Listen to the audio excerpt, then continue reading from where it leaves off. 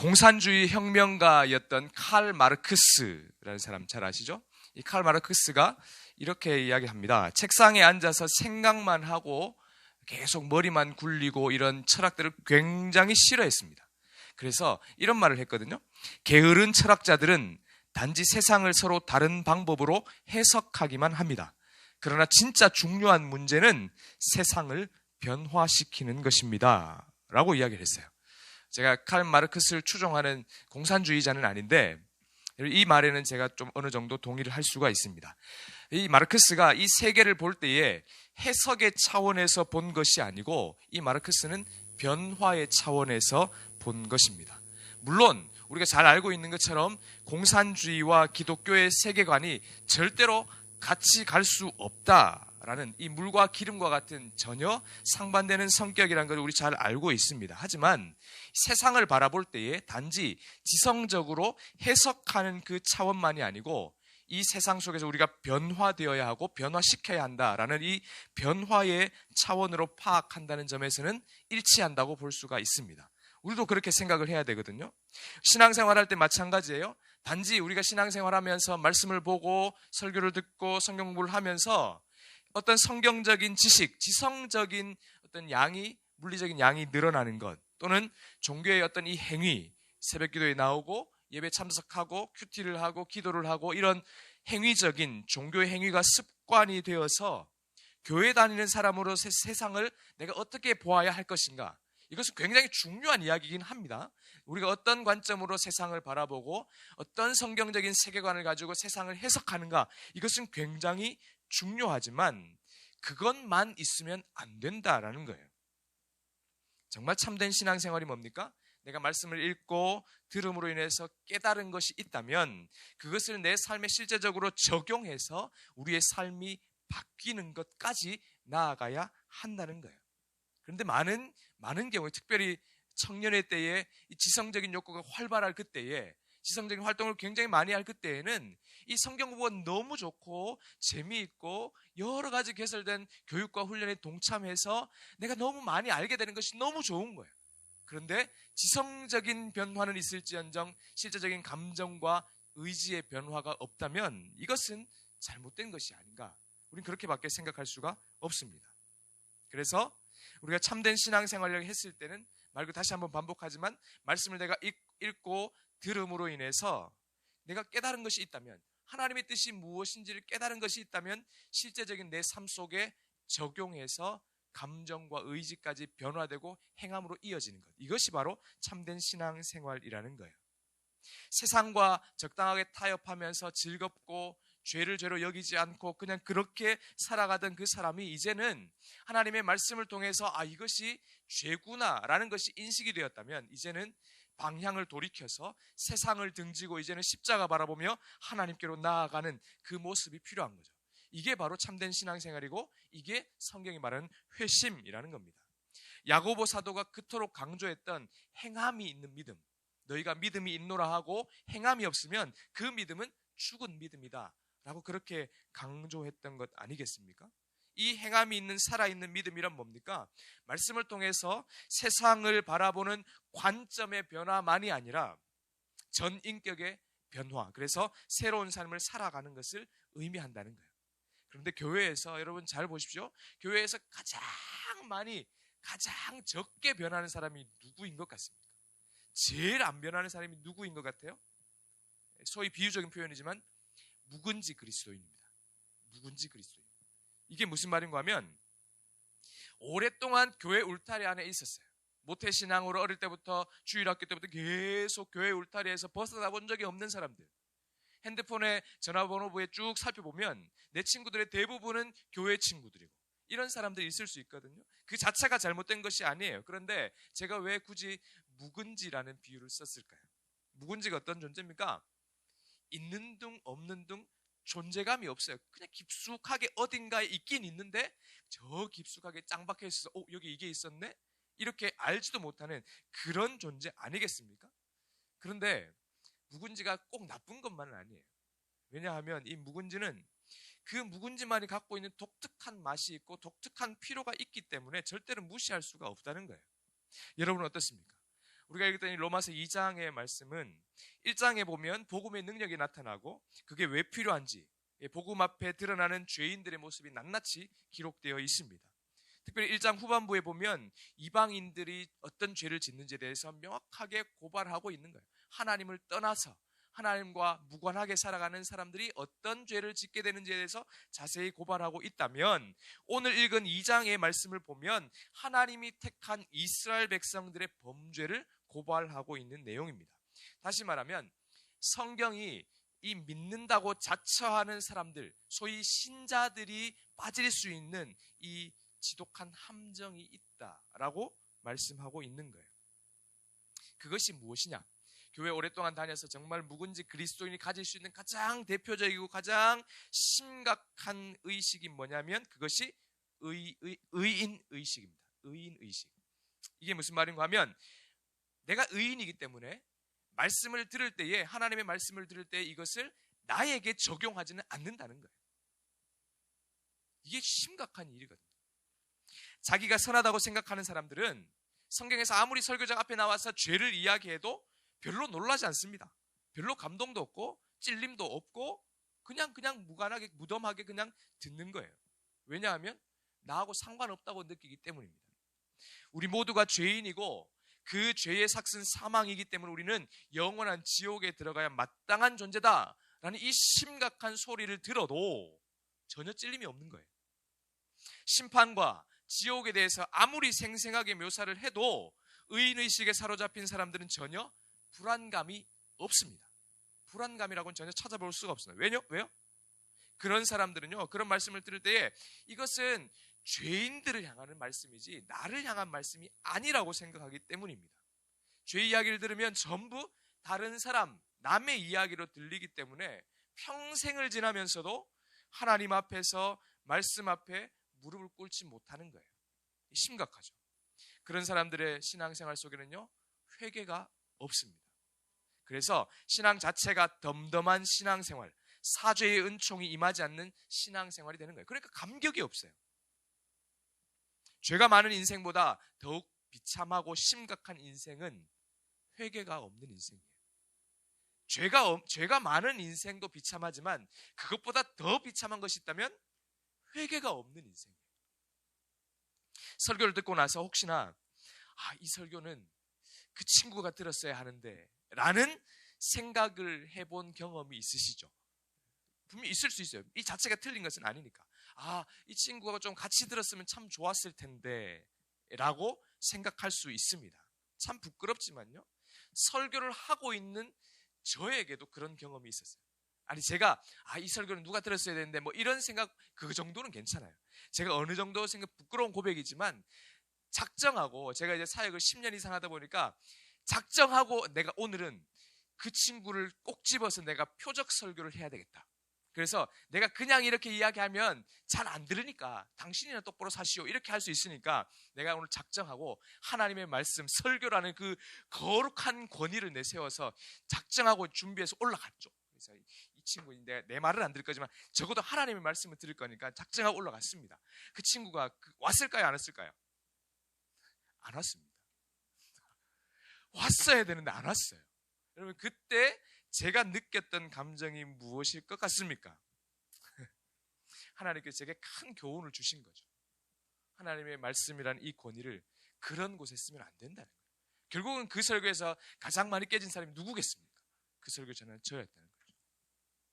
사랑하는 청년 여러분, 말씀은 나를 향한 말씀, 다른 사람을 향한 말씀이 아니고 나를 향한 말씀, 다른 사람을 변화시키는 것 이전에 나를 변화시키는 말씀이 되어야 하는 거예요.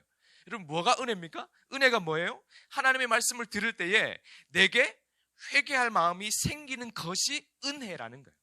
하나님 왜 이렇게 찔림을 주실까? 나에게 감동과 소위 말해서 우리가 흔히 알고 있는 은혜를 주셔야지 왜 자꾸 죄가 생각나게 하고 왜 자꾸 찔림만 주시는가? 여러분, 그게 하나님의 은혜라는 거예요. 죄인에게 주시는 하나님의 은혜. 말씀을 듣을 때 혹여나 찔림이 있고 거부감이 있습니까? 그것이 하나님이 여러분에게 주시는 은혜라는 거예요. 그래야 회개를 통한 죄사함이 있게 되는 거죠.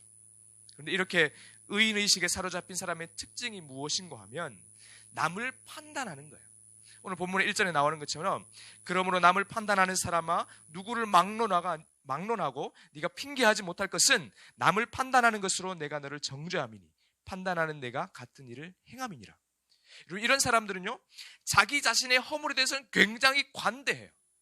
어마어마한 죄를 지었어도 살다 보면 그럴 수 있지, 내가 그런 것이 아니라 이 사회가 너무 타락했기 때문에 그렇게 될 수밖에 없어, 이렇게 한없이 관대해요. 그런데 다른 사람의 허물에 대해서는 아주 작은 사소한 것에 대해서 굉장히 예민하고 크게 반응하는 경향이 있습니다. 자신의 허물은 뒤로 한 채 다른 사람의 허물만 계속 들추어 본다는 거예요. 그래서 의인의식에 사로잡힌 사람일수록, 이런 사람일수록 입에 끊임없이 달고 다니는 말이 뭐냐 하면 말세다라는 거예요. 말세다. 여러분, 언제 우리가 말세라고 표현합니까? 성경에 나와 있는 것처럼 세상이 흉흉하고 죄악이 관영하고 정말 상상지 못한 여러 가지 일들이 일어났을 때 아이고 예수님이 다시 오실 때가 됐다, 말세다 이렇게 이야기하거든요. 다른 사람의 허물들을 보면서 늘 말세라고 이야기합니다. 여러분, 이제 우리는 동성애 문제는 너무 익숙해가지고 별로 심각하게 생각하지도 않습니다. 우리가 살고 있는 시대를 보면 부모가 자식을 죽이고 자식이 부모를 죽이는 시대가 되었죠. 사회적으로 영향력을 미치는 사람들이 극단적인 선택을 막 해가지고 하나둘씩 세상을 떠났다는 기사를 종종 접하게 됩니다. 그게 우리가 살고 있는 이 시대예요. 세상에 빛이 되어야 할 교회가 이제는 빛의 역할은커녕 조롱거리가 되고 있고, 목회자의 비리는 끊임없이 소개되고 있는 이 시대를 일컬어서 우리는 말세라고 표현하기도 합니다. 자기 자신의 죄에서는 철저하게 눈을 감아주고 관대하게 허용하지만 다른 사람의 죄에 대해서는 민감하게 반응해서 말세의식을 느끼는 거예요. 여러분, 이것은 다시 말하자면 나는 괜찮은 의인인데, 나는 나 정도면 괜찮은데 다른 사람들 하는 거 보니까 너무 한심하고 진짜 말세다라는 거예요. 여러분, 이것만큼 심각한 교만과 독선이 없습니다. 정말 정상적인 상태라면, 그리스도인의 정상적인 상태라면 내가 리더임에도 불구하고, 내가 그리스도인임에도 불구하고 이렇게 교만하고 돈을 사랑하고 내가 거룩하지 못하구나, 말세에 더욱 내가 회개해야 되겠다, 이것이 그리스도인의 정상적인 반응이고 그렇게 기도해야 할 것입니다. 제가 다시 한번 반복할게요. 최고의 은혜는 뭐냐 하면, 최고의 은혜는 모든 말씀이, 누가 와서 어떤 말씀을 전하더라도, 내가 집에서 어떤 말씀을 읽더라도 그 말씀이 하나님의 말씀, 나를 향한 하나님의 말씀으로 들려서 그렇게 믿는 것, 그것이 바로 최고의 은혜라는 거예요.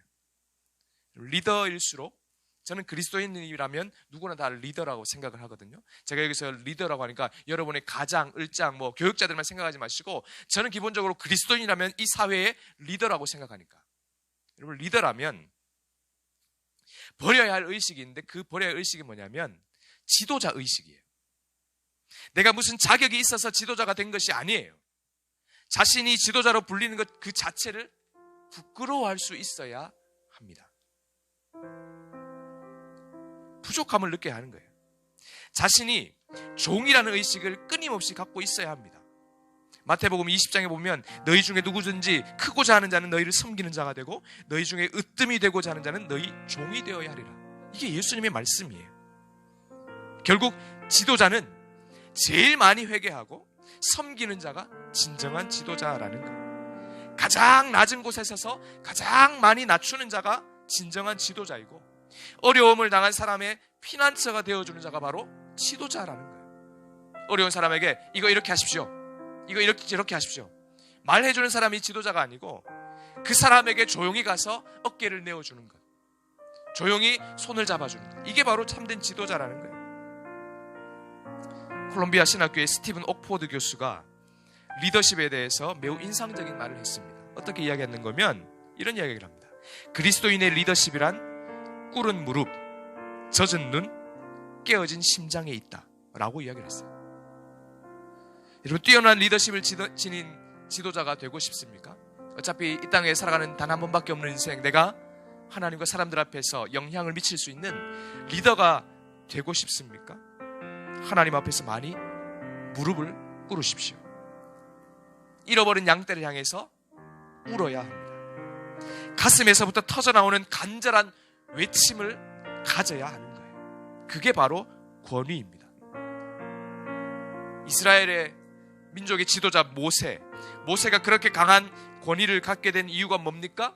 성경은 그를 하나님과 대면한 자라고 평가하고 그것 때문입니다. 여러분, 성도의 권위는, 리더십의 권위는 하나님과의 대면하는 그 시간에 비례한다는 것을 기억하셔야 돼요. 권위의 부족을 느끼는 사람일수록 하나님과의 대면의 시간을 늘리십시오. 여러분이 담당하고 있는,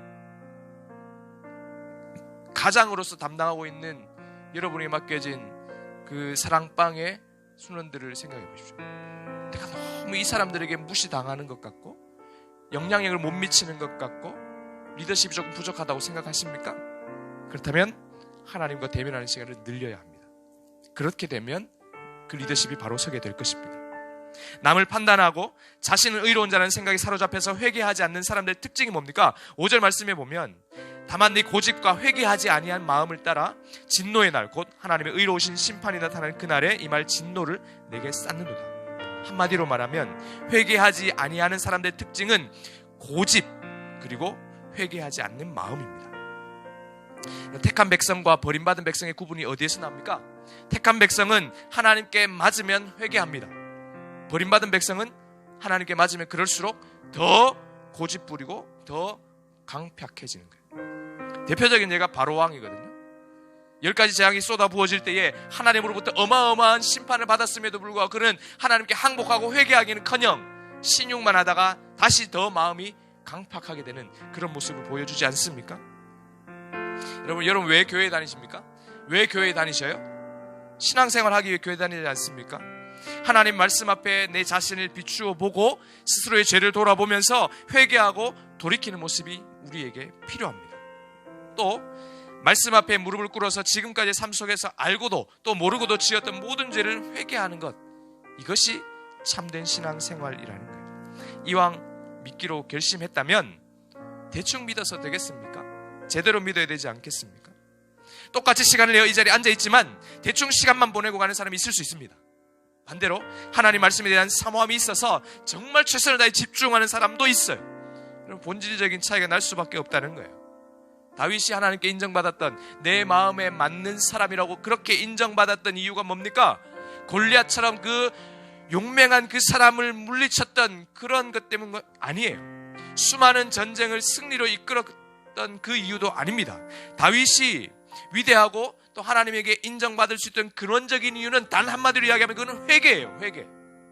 나단 선지자가 와서 죄를 지적했을 때 그는 더 이상 변명하지 않고 그대로 그 자리에서 무릎을 꿇었던 그 태도. 비유적으로 시편에 보면 내 눈물로 침상을 띄웠다 할 정도로 철저하게 회개했던 그 회개가 다윗이 하나님께 인정받았던 가장 중요한 요소라는 거예요. 그리스도인은요, 죄 짓지 않는 사람이 아니에요. 우린 죄를 짓지 않을 수가 없어요. 성자는, 그리스도인은 죄를 짓지 않는 자가 아니라 지은 죄를 회개하는 사람이 그리스도인입니다. 반대로 회개하지 않으면 어떻게 됩니까? 9절 말씀에 보면요, 악을 행하는 사람에게는 그 영에는 환난과 곤고가 있으리. 먼저는 유대인에게요, 그리고 헬라인에게며. 우리 모두는 다 마지막 때에 하나님의 심판대 앞에 서서 하나님의 심판을 받게 될 것입니다. 하지만 여러분, 그때만이 아니라 이 땅에서 임하는 하나님의 진노가 여전히 있다는 것을 우리는 기억해야 할 것입니다. 회개하지 않는 사람은 이곳에서도 결코 안전하지 못합니다. 추락하는 비행기에서는요, 1등석이든 3등석이든 차이가 없습니다. 결과적으로는 모두가 다 죽게 되는 거예요. 미국의 9.11 테러가 있었을 때 그런 테러와 끔찍한 사고가 일어날 것이라고 예상했던 사람은 아무도 없습니다. 이 땅에서 완벽하게 안전한 곳은 결코 없다는 거예요. 미국에 미키 크로스라는 부흥사가 있는데 이분의 전적이 깡패예요. 깡패 출신의 부흥사인데요, 과거에 뉴욕의 그 암흑가의 보스로 살았던 사람입니다. 경찰의 간담을 서늘하게 하는 여러 가지 죄악들, 음란함이나 방화, 살인, 강도, 정말 인간이 지을 수 있는 끔찍하고 무서운 모든 죄들을 다 지었던 사람이에요. 그는요, 자신의 손으로 갖지 못하는 것이 아무것도 없었다라고 이야기할 정도로 모든 것을 다 가진 사람이었어요. 세상적으로 보기엔 그랬어요. 돈도 많이 가졌고, 돈이나 여자나 술이나 자고 육체가 원하는 모든 것을 다 가져보았던, 그것도 아주 넉넉하게 가져보았던 사람입니다. 그런데 그런 그가 밤에 잘 때 어떻게 잤는지 아십니까? 방문에 열쇠고리에 몇 겹을 하고 베개 밑에는 늘 항상 권총을 넣고 자고, 항상 자신의 부하 중에 단 한 사람이라도 자신을 배신하는 사람이 없는지 그것을 늘 감시하는 삶을 살았다고 합니다. 끊임없이 불안하고 초조한 가운데 살았고, 밤에 홀로 누워있을 때는 자물통을 계속 잠궈놓고 홀로 누워서 있을 때에는 눈물로 베개를 적실 때가 그렇게 많았다고 합니다. 마음의 고독과 슬픔과 괴로움으로 날마다 몸부림치면서 평강이 없는 삶을 살았다는 거예요. 여러분, 이 평강이 없는 악인의 삶, 이것이 바로 하나님의 심판이에요. 죄를 지으면 죄책감이 생기잖아요. 죄를 짓고 평안하게 살 수 있는 사람은 아무도 없습니다. 그 죄책감으로 시달리는 그 잠 못 드는 밤, 회개하지 못하고 그 문제를 해결하지 못해서 끊임없이 죄책감이 있는 그것, 그게 바로 하나님의 심판이라는 거예요. 몇 해 전에 우리나라에 실제로 있었던 일인데요, 어떤 사람이 죄를 짓고 법의 망을 피해서 도망을 다니고 있었습니다. 사법용어로 공소시효라는 게 있지 않습니까? 어떤 형벌을 처벌할 수 있는 기간이에요. 그 사람이 저지른 범죄 공소시효는 6년이었습니다. 6년. 근데 이 사람이 어느 날 자수를 결심하고 스스로 경찰서에 찾아간 거예요. 스스로 간 거예요. 그런데 잘 생각해서 공소시효가 끝난 줄 알았는데 가보니까 공소시효 만료 3일 전이었던 거예요. 3일만 더 있다가 갔으면 그냥 이제 공소시효가 끝났기 때문에 처벌받지 않을 수 있었을 텐데 3일 전에 와가지고 법의 심판을 받을 수밖에 없게 된 거죠. 참 억울하게도, 이런 표현 좀 그렇지만, 그는 쇠고랑을 차게 되었습니다. 여러분, 그 사람을 보면서 이 이야기를 들으면 어떤 생각이 듭니까? 속된 표현으로, 이야, 재수가 진짜 없구나, 조금만 더 참지, 안타깝다, 안 됐다, 여러분, 이렇게 생각할 것입니다. 그런데 그 자수에서 계산을 잘못해서 공소시효가 남은 3일 남은 그 상태에서 자수를 해서 법의 심판을 받게 된 그 사람이 하는 말이 굉장히 놀라워요. 지금 심정이 어떻습니까? 라고 이야기했어요. 그 사람이 이렇게 이야기합니다. 정말 시원합니다. 정말 시원합니다. 그동안 얼마나 불안했는데 이제야 잡혔으니 발 뻗고 잠이나 깊이 잘 수 있겠습니다. 이렇게 고백했던 거예요. 그 6년에 3일 모자라는 그 시간 동안, 죄를 짓고 나서 6년 동안 늘 불안함 가운데 쫓기며 살았다라는 거예요. 여러분, 그에게는 잡히진 않았지만 그동안 안식과 평안이 없었습니다. 여러분, 악인에게는 평안이 없는 거예요. 의인에게 임하는 복이 10절에서 이렇게 나오죠. 선을 행하는 각 사람에게는 영광과 존귀와 평강이 있으리니. 의인에게는요, 이 세상에서의 이 영광과 존귀를 준다는 거예요. 그리고 무엇보다 평강이 있다는 겁니다. 사랑하는 청년 여러분, 여러분의 삶 속에 참된 평안, 평강이 있습니까? 빌립보서 4장에 나오는 것처럼 아무것도 염려하지 말고 다만 모든 일에 기도와 간구로 너희 구할 것을 감사함으로 하나님께 아뢰라. 그리하면 모든 지각에 뛰어난 하나님의 평강이 그리스도 예수 안에서 너희 마음과 생각을 지키시리라. 성도는, 그리스도인은 염려나 불안이나 초조를 가지고 살아가도록 만들어진 존재가 아니에요. 모든 것을 다 주님께 맡기면 하나님이 지켜주실 것이라고 약속하셨습니다.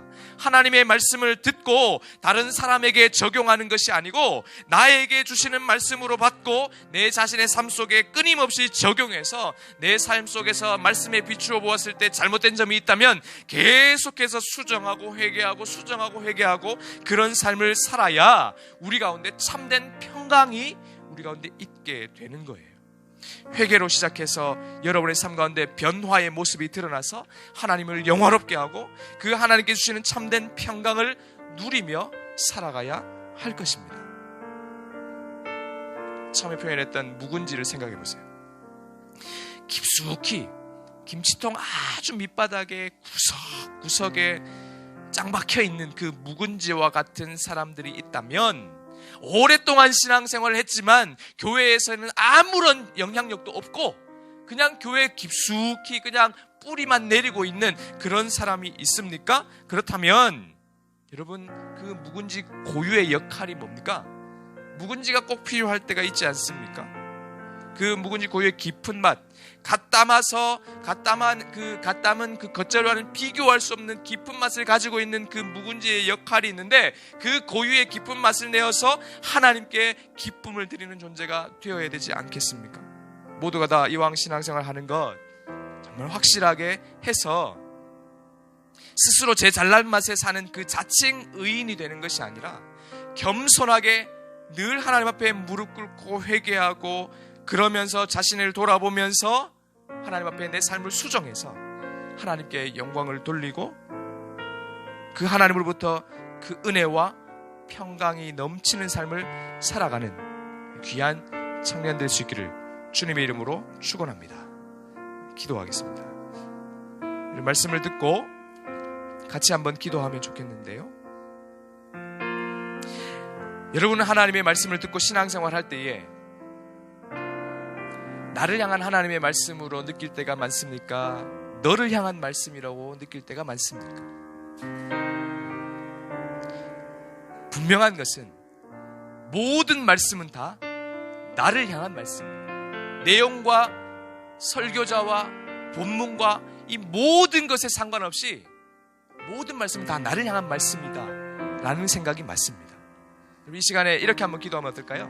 하나님, 내가 지금까지는 하나님의 말씀을 들을 때에 선별적으로 들었고, 내가 하나님의 말씀을 들을 때만 그냥 감정적으로 아멘이라고 했지만, 실제적으로 내가 생활 속에서 변화시키기에는 전혀 의식이 없었던 삶을 살았던 우리의 잘못된 모습을 용서하여 주시옵소서. 이제는 내가 말씀 들을 때에 하나님이 내게 주신 말씀이라고 받고, 끊임없이 그 말씀에 비추어서 내 삶을 내려놓고 회개하고 변화의 삶을 살게 하여 주시옵소서. 그래서 젊을 때부터, 청년의 때부터 하나님과 날마다 동행하며, 그래서 하나님이 인정하는 그런 복된 삶을 살게 하여 주시옵소서. 우리가 그렇게 한번 말씀을 생각하면서 우리 함께 간절하게 기도하면 좋겠습니다. 함께 기도하겠습니다. 살아계신